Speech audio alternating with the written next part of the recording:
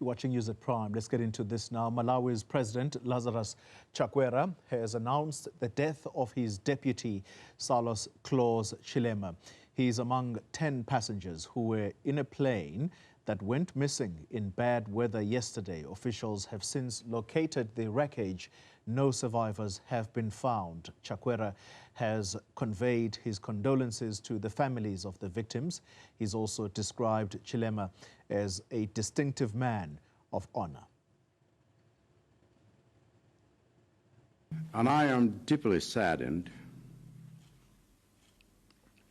and sorry to inform you all that it has turned out to be a terrible tragedy.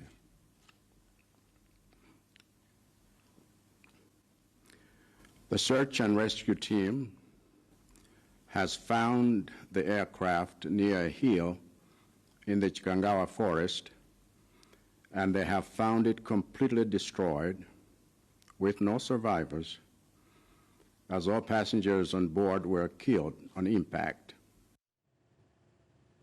Right, let's discuss now how the Deputy President's death in Malawi is going to affect the political landscape in that country. And we are joined by Malawian journalist Paul Kalaje.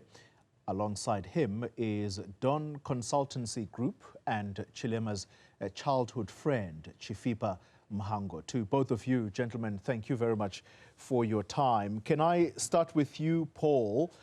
In Malawi, the president declaring a state of mourning in Malawi and that the flags will fly at half-mast. Just describe to us how this news has been received by ordinary Malawians. Yeah, the majority of Malawians did been sad from the announcement of the death of the former, current, maybe should be the Vice President, Dr. Saulos Chilima. Now, the late, maybe the news wasn't present for the majority of the people regarding the current landscape of the political in Malawi. He is the founder and the president of the UTM, the newly formed party that joined the politics maybe around 2014 in Malawi, before the rerun, before the 2019 tripartite election. So there has been it has been a day full of mixed reactions, maybe from the all quarters of the country, including ordinary citizens, the CSOs, and of course the faith-based community currently. Yeah, Mr. Mhango, the Vice President of Malawi was a childhood friend of yours. Describe the human being that he was, and indeed the statesman that he was. Well, I think just to give you a background, we knew each other from the ages of around 9, 10 years old. Our mothers were also best friends. They were teachers at Blantyre Secondary School, a high school in Malawi. And that is how our friendship developed. And I think we kept along going to the same high school. I got my own twin brother, so we are also best friends together with my twin brother and him. So we grew up as a family like that. And all the way from high school with my twin brother, and then we reunited again at University of Malawi for the last 4 years. We were together from 1990 to 1994. So we have kept contact for years in terms of interaction, both on the professional side of things, as well as on the economic side of things, in terms of the interests we have, common interests we have for Malawi. So he is a person who's convicted by his beliefs in terms of transformation of the landscape of political system in Malawi, but also in terms of the belief towards the transforming of the economic system in Malawi. If you know quite clear that Malawi is a highly unimpoverished country, one of the poorest on the African continent, also in the world, with a marginal GDP percentage in terms of contribution towards the global economy. 0.01% is what Malawi contributes to the global economy. So his motive was also to transform the Malawi economy through his involvement in politics. So he moved, taking a risk to move away from the lucrative job he had where he was an MD for Airtel Malawi to join politics. And also some of us, in a way, played a role to influence him to take up that position. Yeah. When was the last time you had a conversation with him? And when the news came of this missing military aircraft, that must have sent shockwaves when you then saw the president making an address this morning? I'm asking you, Mr. Mhango. Yes, so we talk. In fact, in most of the times, because of the busy schedule, we'll speak on WhatsApp. We have been sharing notes for the past 6 months. And the last conversation we had was actually on the 9th of June, 2024, which was on Sunday, while he was coming back from Korea. So the time he was actually in Korea for the African summit, we have actually been engaging. He has always been following the interest in terms of what's happening on the political scene in South Africa. And I think he was actually concerned in terms of what has come up in terms of the political landscape in South Africa. And I think his wish was to say, we're hoping that not everything gets resolved in terms of formation of government. So that was the last conversation we had on Sunday, the 9th of June, 2024. Mr. Kalaje, let me come to you. The reaction of the country on the news of the vice president's death, as you said earlier, it's been mixed emotions. I took particular interest in what young people had to say, almost as if their dreams had faded. Why is that? Was he a person who was much loved by the youth of the nation? 90% of population in Malawi currently, it complies with the youth, and they had the power, had the love for him. As you know, he is the man who opened the doors for the youth, that they can have the courage to take the leading roles in different positions in society, including the private sector. As my colleague said, he was the MD for Airtel Malawi Limited, and of course, the first Malawian to be the MD for Airtel at that age. So he inspired so many young people in Malawi to have courage to take leading roles in different organizations, different positions, including society, and maybe him coming to that extent of forming his own political party, UTM. It was something that never happened in Malawi for the young person like him to have a political party. And of course, for the first time contesting for he put some numbers over 1 million party, which was just 8 months or so. For the majority of the youths had love for him, and of course, they see future in him as the president, and of course, as a fellow youth in Malawi. Mr. Mhango, we're going to take a short break, but when we return, I'd like to ask of you how you think the death of the vice president is going to likely change the political landscape, if at all, in Malawi. But we'll do that shortly after the break.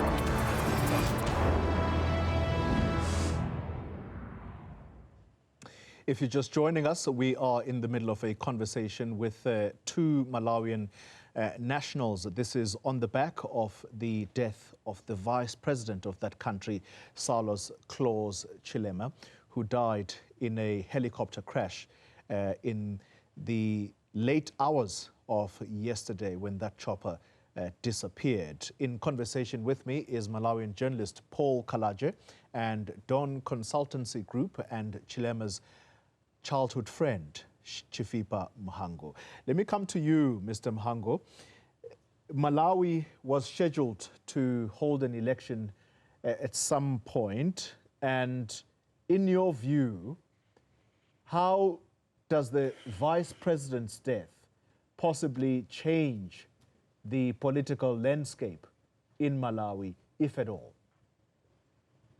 Well, I think our colleague, Dr. Saulos Chilima, has been going through a lot of political turbulence recently. If you remember, there was some corruption charges which were against him, and then I think that derailed his any participation in government affairs, but also in any participation on the political platform. So along the 6th of May, his case was dropped, obviously with the motivation from the Anti-Corruption Bureau in Malawi. And I think there was now a new hope for people in terms of how now he will progress himself going forward. If I can take you back, in 2020, with the existing president, there was a political arrangement. The political arrangement which was signed was such a way that the current president, Dr. Lazarus Chakwera, will be standing for only one term, and then next year, when the elections come in, it will be Dr. Saulos Chilima who was supposed to be taking over from the point of view of the torch barrier for the Tonse Alliance. But I think that conversation, in a way, there has been a change of tune from the political party of the current president, Dr. Lazarus Chakwera, in terms of the messaging which has been coming across from them.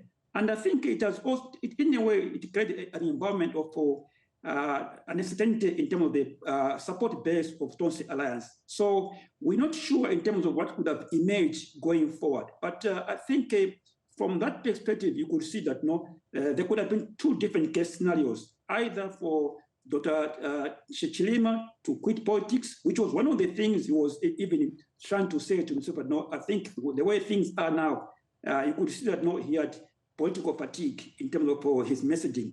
But I think that he was being encouraged by the point of view that the support base was still wide. And obviously, there could have been a shift in terms of him going alone or him going it through a different political arrangement or political program that maybe could have brought in some new partners with him to progress on his political agenda. So that is what could have been coming out from what we are seeing and also from the internal conversations that were taking place. Yeah. Paul, as a journalist, your observations about who possibly would have gained popular support ahead of the elections next year between the current president, Chakwera, and the late Vice President Chilima?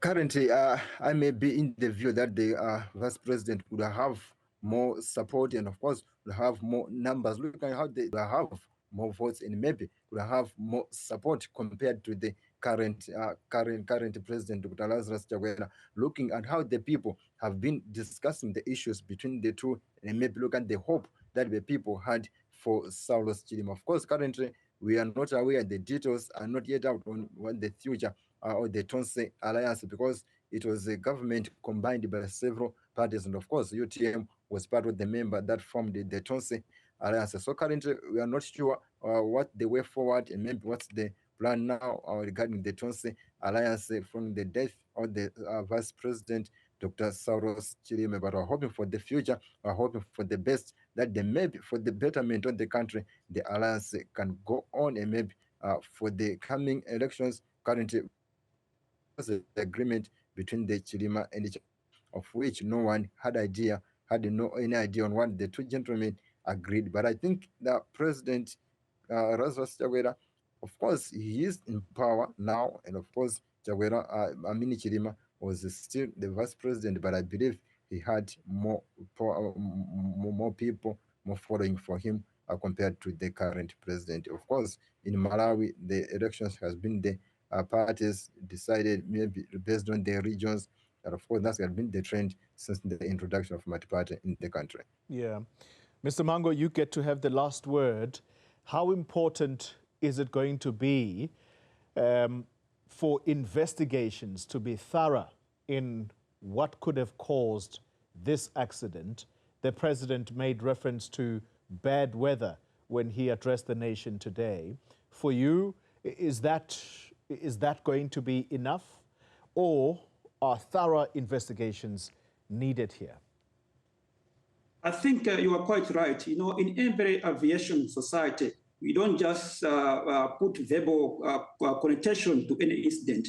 So in aviation, obviously, there are always lessons to be learned in every kind of plane crash. So there's no such a thing as a small plane crash in terms of the aviation world. So obviously, the norm in this case is for a thorough investigations in terms of so the nation can also be informed, but also at the same time, the civil aviation society internationally can also be informed in terms of what really transpired. And I think there is also a big call for an international kind of institution to actually be the ones that actually are able to do this thorough investigation in terms of what transpired. So it's quite important that this is done with an open and transparent approach so that the nation is actually informed of what really transpired in the whole accident. Because so many people here have lost their lives, so many influential people have lost their life, including the ex-president, the ex-wife of the former president, Dr. Bakiri Muluzi. So these are not just small people who have died. So the nation needs a thorough inquiry into the whole accident so that we can have comfort to the situation. Chifipa Mhango is the Don Consultancy Group head, and he is Chilima's childhood friend. Thank you for your time. And Paul Kalaje is a Malawian journalist. Thank you indeed for your contributions.